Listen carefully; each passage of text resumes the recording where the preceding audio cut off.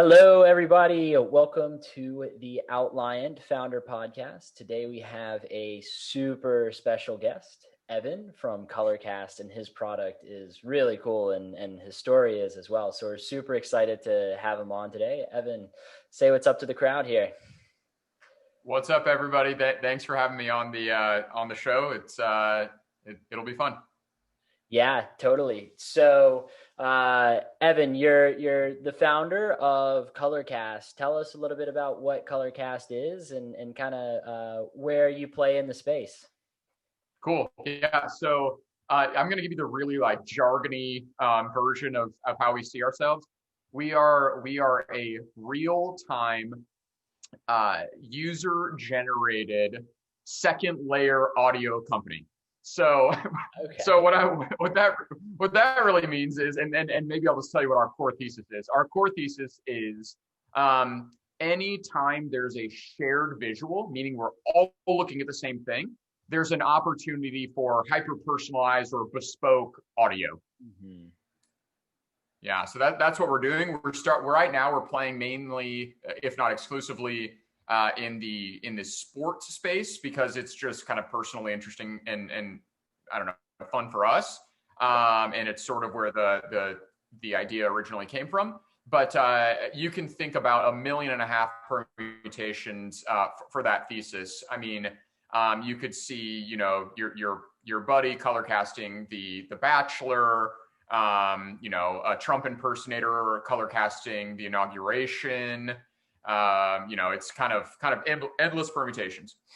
Yeah, totally. And so, if I was watching sports, right, how would I go about, hearing the announcers who, I guess, recast over the audio? How does that all work?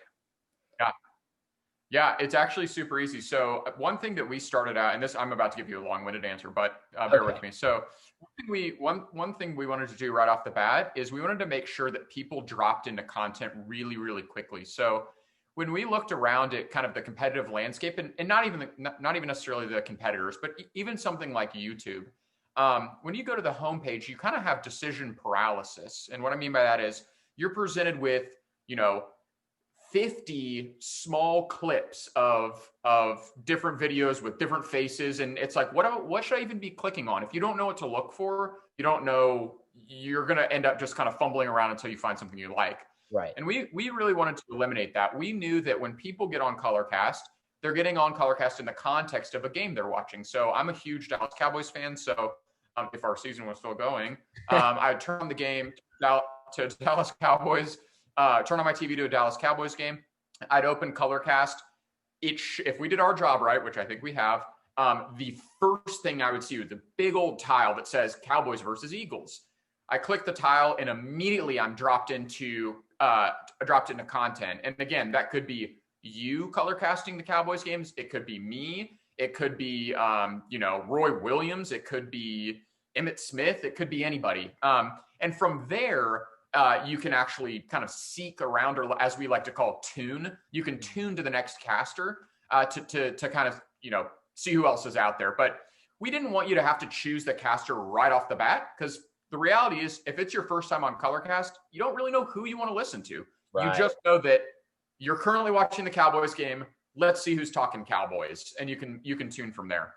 Totally. Yeah. I mean, I've definitely found myself in the rabbit hole of going to YouTube to study something educational and then fumbling around and end up watching videos of cats being mean, right? It's like, yeah, right, exactly. solving that problem for the user of what do I choose is something that, Chick-fil-A prides itself off, right? There you go. Off of it's like, well, we know what you want. You want a chicken sandwich, here's your options for the chicken sandwich, right? Yeah, totally. If you're able to find out, what people's interests are and then show them, different types of, I guess, casts that are relevant to their interest, it's going to make their whole search query so much easier. So that must have been a problem that you've kind of thought of from the very beginning. Yeah, right from the so admittedly, that kind of UX, it spawned from two things. One was from us looking at the competition and well, actually, let me even back up. The aha moment was this. I was watching Thursday Night Football, Cowboys game, of course, and two notoriously kind of awful commentators were commentating on the game, Jason Witten and Booger McFarland. Mm-hmm. And for the first time in my life, I actually just turned off the TV. And I was fed up. I mean, here's the reality. Jason Witten's a former Dallas Cowboy, and he was being purposely unbiased. That was frustrating to me. Booger McFarland was mispronouncing last names. Like, that was frustrating to me too. Yeah. And in that moment, I thought, wait, why can't I mean, I don't know everything about the Cowboys, but it sounds like I know more than these guys. Well, one of these guys, and I'm more passionate than the other one. So why can't I do this? Or why can't the guy down the street do it? Or why can't Snoop Dogg do it? And so that's where we started. And then of course we went out and we're like, what does the competitive landscape look like? And it turns out there were only maybe one or two people in the space. And there are a number of differences, which I will hold back some, but one of the kind of distinguishing features that we hated about those platforms that isn't true on our platform was, like I talked about, it's kind of this decision paralysis. They say, here's everything you could possibly want to listen to all at once across all sports. And they organize by, I don't even know what they call them, but by caster, essentially. Mm-hmm. And we thought, no, that can't be right. I tune in because I know I want to listen to the Cowboys game. That's the only thing as a new user that I know coming in is I want to find Cowboys. Right. Click the Cowboys game, drop in the content. So yeah, I mean, it was an insight we had really early on, was to organize by event, don't organize by caster. That makes sense. Yeah. I mean, maybe later on down the line you can follow a caster or something like that. But yeah, definitely in the beginning, definitely by the event.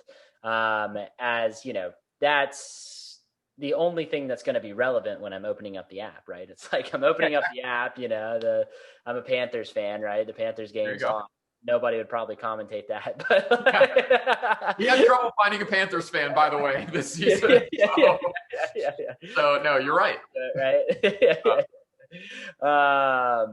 So I totally understand what you're trying to do there. It seems like, there's really this opportunity to, get highly desired commentators on your platform. Like, I remember Snoop Dogg commentating the fight the other week, right? And everybody was like, man, that's hilarious. He should do this all the time, right? Like, have you thought about going down that route and, maybe finding some influencers for some games? We have gone down that route, actually. Yeah. So in my mind, the first kind of iteration and the first thought people always have about Colorcast is, oh yeah, I know someone that could do a better job than what we call the native broadcaster.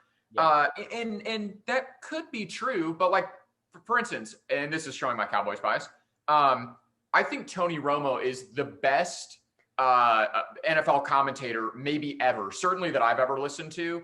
There's probably some old guys out there that'll disagree with that, and some Eagles fans that'll disagree with that. But as far as I'm concerned, he's like the best commentator there is. We're not trying to beat Tony Romo, right? Like, he's the best, okay? But there are other ways to weigh in on the game. So you could be funny about the game. You could be just insanely passionate about one team, right? You could talk about sports betting, which is something that the native broadcasters refuse to do. You could talk exclusively about fantasy football implications. We have one podcast, formerly podcast, now Colorcasters, that do a lot of the 76ers games. Mm-hmm. And yeah, they talk about the Sixers, but they're also talking about the guys' Jordans. They're talking about hip hop culture, pop culture. They're talking about the people that are sitting courtside. They're talking about their bachelor party from the week before. Right. In some ways, some of our casters are using Colorcast to basically create their own Barstool Sports show in the context of a particular game. Right. And so yeah, we're not trying to beat Tony Romo by having the best, traditional commentary ever. Our idea is, turn it on, listen to whatever the hell you want. And that might be like funny. That might be like inappropriate. That might be who knows what. Yeah. I mean, there's definitely going to be some people who, some of your users who become famous off your platform. Maybe even more. That's the hope. Yeah, that's the hope. We say that, we talk about that all the time internally. Like I'm sure we'll end up talking about this, but we've got some big names on the platform and have some big names in the pipeline. Yeah. But at the end of the day,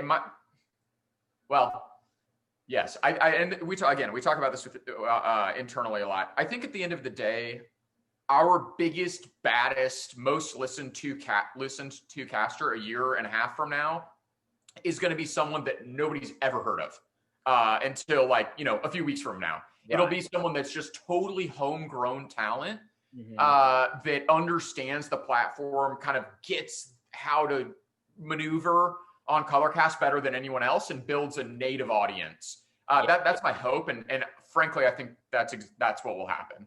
Well, you see that happen over and over again with social media sites. Yeah. Right? I mean, YouTube, you have all the famous YouTubers. My Twitch. brother loves this guy, Mr. Beast, right? Yeah. And then Instagram. What do you have? I mean, Instagram. All the influencer, influencer model came from Instagram. Yeah, you even have like an egg, right? An egg influencer. Remember, like that. Yeah, exactly. And then like TikTok, right? It's like right. dancing, and really people are looking for the next big thing to show their name on. So yeah, this could be great, right? Especially if you get a real character who has a very unique perspective on how to, I guess, illustrate what's happening, right? So you said you have some big names. That's pretty intriguing. What do you got in the works there? Yeah. So, let's see. So we've already brought on some bigger names and people that we're just like proud to have on. So we had the former Browns and Bengals coach, Hugh Jackson. That was good. He's been on a couple of times. Oh, no way. That's yeah. Hugh Jackson called 2 Bengals games for us. So that was really cool. So we've had him. We've had Jen Welter. She was actually the first female NFL coach. So we were really excited and proud of that. Yep. We've had Jamal Anderson on. He's a former Atlanta Falcon. We've had the rapper Bun B on. He's the OG UGK out of Houston. What did he color cast? A Texans game. He's actually done 3 Texans games. Oh, really? Oh, wow. Yeah. And this is cool. I guess 2 games ago, he dropped his new EP during halftime on Colorcast. Really?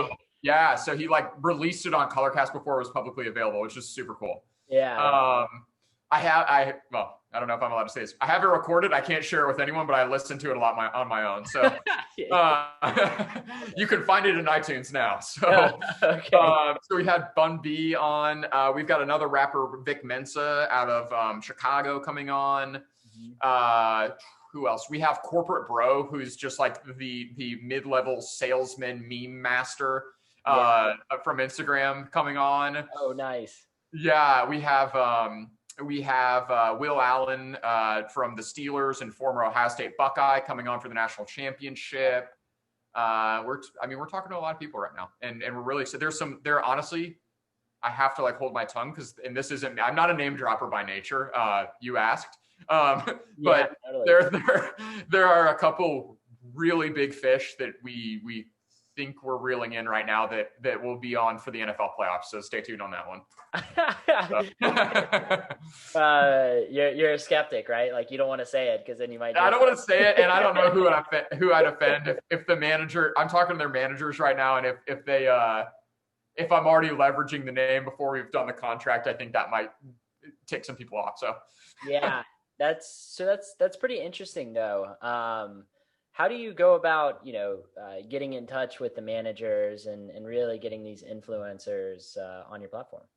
Yeah. So we one of the insights we had right off the bat is there are kind of 3 legs to the stool: product, talent, and brand, and they're all reinforcing. Like if we don't have a good product, then we can't get good talent on. But if we don't have a good brand, then we can't retain the talent. Right. And so they're all kind of mutually reinforcing. But early on, I kind of took the role as I'm going to go find talent. And the reality is, I'm an attorney or a former attorney. I don't really have those connections at all. But I just started leveraging my network, even, like even other attorneys. I'm like, do you know anyone who would be interested in color casting? Right. That leads me to a podcaster, leads me to a guest that the podcaster had on one time, which leads me to their agent, which leads me to more agents. Right.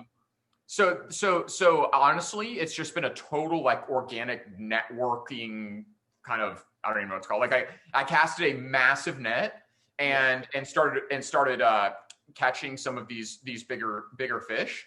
Mm-hmm.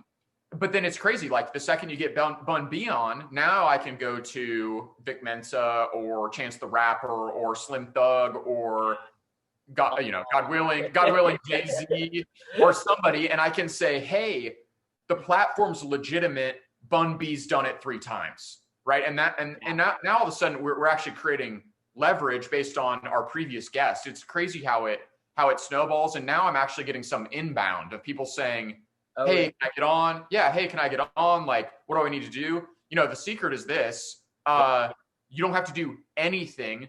Casting is totally, anyone can do it.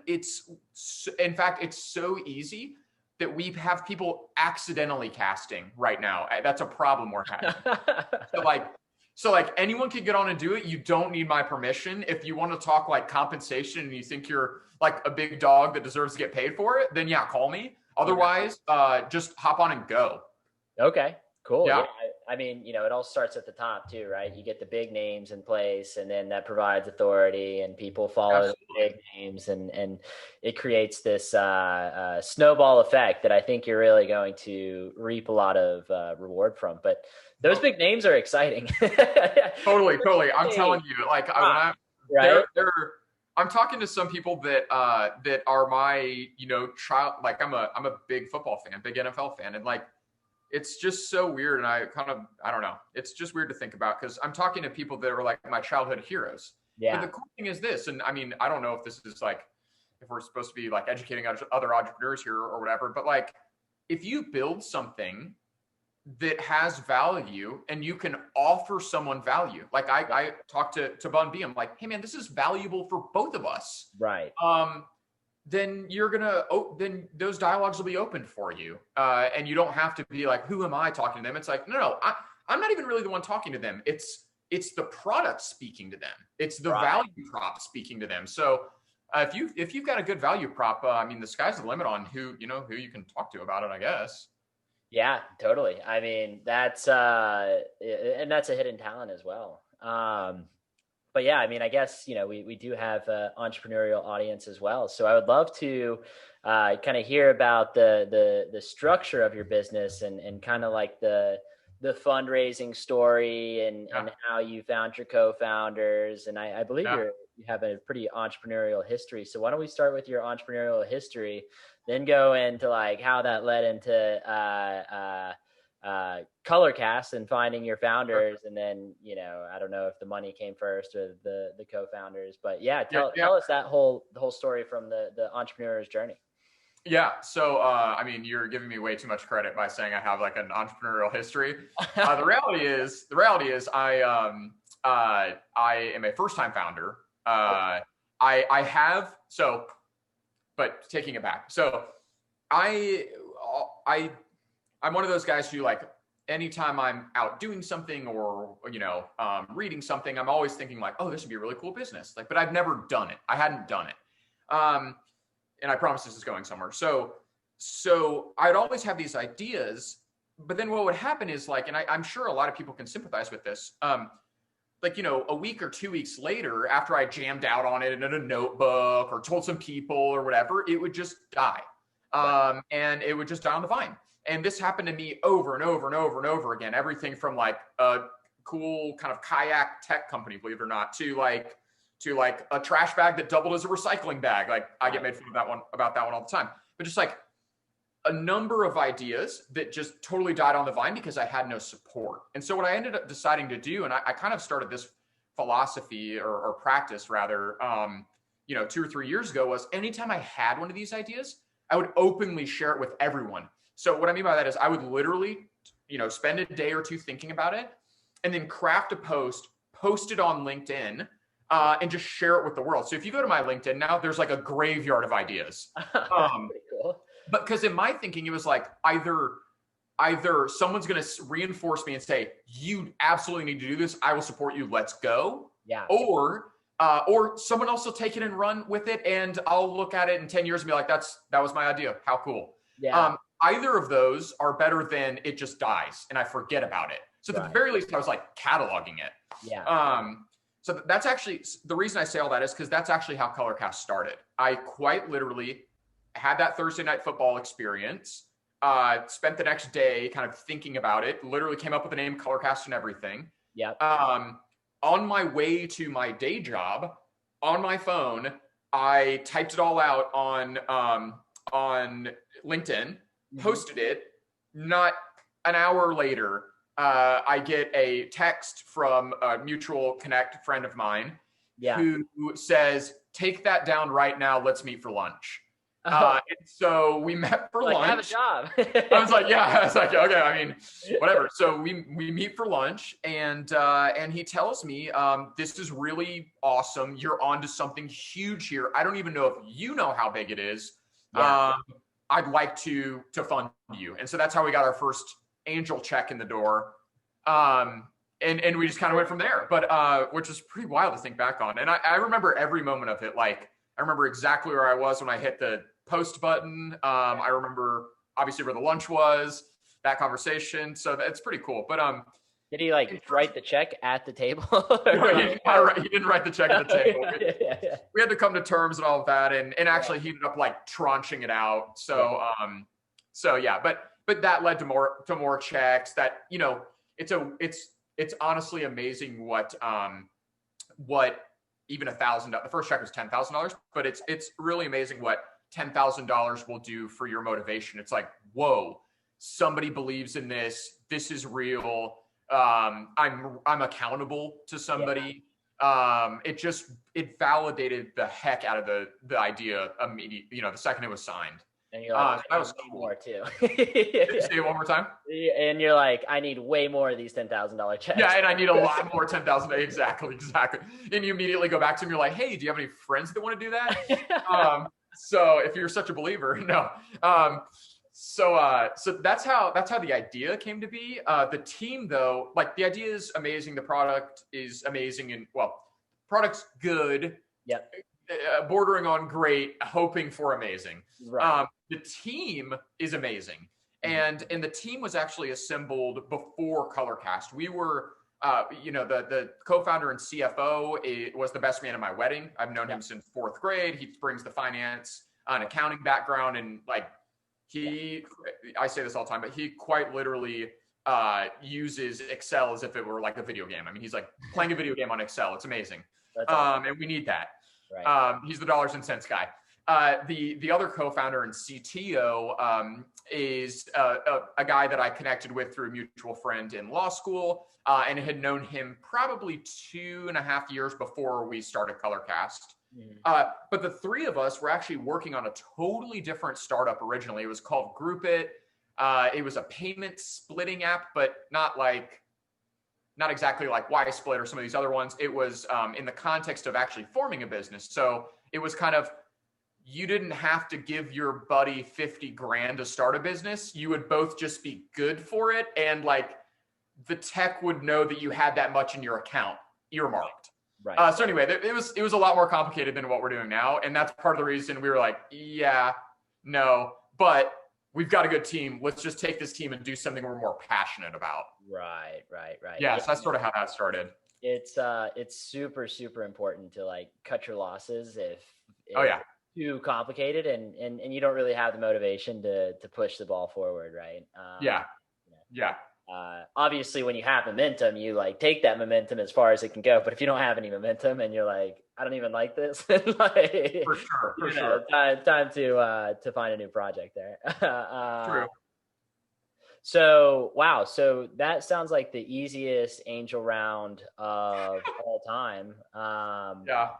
Are you going to be fundraising again soon? Yeah. So we have some gas left in the tank right now. Yep. So we're not in like panic fundraising mode, but we're definitely exploring potential VC partnerships. You know, a couple things that are really important to us. Yeah, the dollars are good, are probably most important, because we just need to like keep the lights on, hire some more on the dev team, get some more people on the caster acquisition side, marketing, like all things that need dollars. Yep. But what's really going to be important to us too is to get a strategic investor. So we want somebody, we're looking for a couple things. Someone that has like access to talent or understands and can help us establish like a pretty good talent pipeline. Yeah. And then we need one of those people in the entertainment space. We need someone that's kind of in the podcasting space. And then we want someone who's in the sports space, kind of helping source that talent. So we're looking for those type of strategic investors. There are, of course, all sorts of kind of sports tech and media tech firms we're looking at and talking to some of those. But here's the problem. Like I said, we've got some gas in the tank left right now. And for me, I'm caught like, I mean, I'll give you kind of the internals here. Like, I don't know if someone came to me, a VC came to me today and said, let's close the round today, I would be a little bit hesitant to do it. I mean, think about it, obviously, like you don't want to pass on a check, like just because. Yeah. But I'd be hesitant because I actually firmly believe that our valuation can straight up double in 2 weeks, and double again in 2 more weeks, and double again in 2 more weeks. Right. And so I almost want to get down to like the wire before we raise, because the valuation and the metrics and everything is just like hardcore, like up into the right hockey stick right now. Yeah. And it's hard to take money when that kind of growth is happening. Right. Okay. Yeah. I mean, that makes sense. That's, fundraising on the hockey stick is definitely the most fun. Yeah. It's scary though. It's scary. Yeah. Like I almost rather be begging, because then at least I know like no, any valuation's a good valuation. Yeah. Yeah. You're going to have the keys to a lot of money, which, helps most entrepreneurs. Yeah. That's pretty amazing, man. So, this has been phenomenal hearing about your story. Where, kind of what are some updates that you're looking to make to the platform next in order to help the business grow even more? Yeah. So, and I have to be a little bit tight-lipped about this. Two qualifiers before I answer this. One, I have to be a little bit tight-lipped just because some of the tech is proprietary. And two, any sort of timeline I whatever I profess is going to really piss off my devs, the dev team. So like being careful with both of those, and those qualifiers aside, we are about to bring out our kind of what we call our V1 syncing technology. And it will allow listeners and casters to get perfectly in sync with each other. And it's just it's really going to change the whole model. Yeah. A lot of people are using Colorcast right now to just kind of host like a Barstool Sports. But, when they say something like, they just emote like, oh, or whatever, the listeners don't really understand why they did that. Some of our listeners are in sync. We have already had our V0 syncing that allows you to do that if you're patient and really want to get in sync. But we're about to bring that context to all of our users. Like everyone's going to be in sync with the caster, which is really, really cool. And it's actually started to get me thinking about this whole other way to view our company. Like, yeah, we're a sports media tech company, cool. But in some ways we're like, I'm probably going to get eye rolls from my team when I say this, but like, we're sort of a like context as a service company. So like, if we all know that context is shared, we can build on top of that. And we're building audio on top of that right now. But there's 1.5 million things that allow, like, it allows for way deeper connections, especially in the entertainment space, when we know that everyone's looking at or doing the same thing at the same time. Again, emoting, for instance, like that means nothing if we don't have shared context. Right. But if we're all shared context, everyone's like, oh yeah, that was a big sack or whatever. Yeah. That's going to be game changer for the whole business. I mean, it is. People don't realize how hard it is to build technically a lossless stream where, the user's listening to what's happening on the TV as it's happening, right? Even though there's like this point of triangulation. Outliant's a software development firm, and we have a client called Mandolin, and they, needed a little bit of help, getting their 8-second delay between what was happening on the screen and what people were chatting about, down to like 4 or 3. I mean, Twitch has it down to 1.5 seconds or something crazy. Yeah, so that is our world. Yeah. I mean, we right off the bat, we knew that this is the problem we were gonna have to solve, and if we didn't solve, the business is viable, even if it's unsolved, even if we couldn't solve it, there's plenty of pivot opportunity. The end-to-end streaming is really great. There's a lot that we've done that I'm really proud of, and when I say we, I really mean our development team. I can't write a line of code. It makes me I get nauseous almost looking at it scroll. I don't know what's going on. So props to them, but we would not be able to realize the original vision if it weren't for shared context. Right. Yeah, no, this is going to be huge, man. Well, I've already downloaded the app, so nice. Everybody here, definitely download the app. Yep. Dude, this has been amazing learning about your business. I mean, I think you guys are on the up and up for sure. I hope so. It's every day's a roller coaster though, for real. I know that sounds like a total cliche, but today I was up because I got some good news about some casters coming through. Tomorrow, one of those will bail and it'll ruin my day. So, I mean, it's crazy, but joys of being an entrepreneur. Definitely exhilarating. Yeah. Well, thank you for taking the time to meet today. How can our audience find you? So they can find Colorca.st. We've done a lot of search engine optimization. So literally just type in Colorca.st. You'll find us on Google. Yep. Better than that, come check us out in the App Store. We're only on iOS right now. I'm trying to change that, but it's easier said than done. So they can find us in the App Store. And then personally, you can just find me on LinkedIn. I'm super active on LinkedIn. I'll connect with anyone, really responsive. So you can just find Evan Kirkham on LinkedIn.